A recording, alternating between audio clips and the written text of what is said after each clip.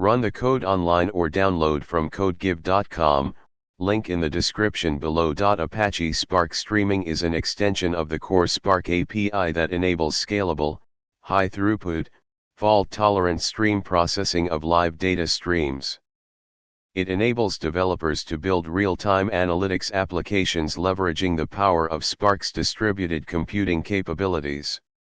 In this tutorial, we will cover the basics of Apache Spark streaming using Python and PySpark.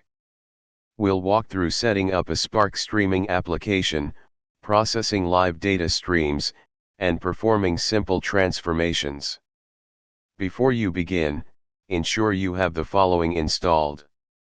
For this example, let's create a dstream from a TCP socket.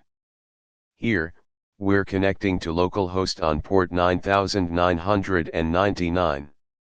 To run the example, follow these steps. In this tutorial, you've learned the basics of setting up Apache Spark streaming with Python using PySpark. You can now start building real-time data processing applications leveraging the power of Spark's distributed computing capabilities.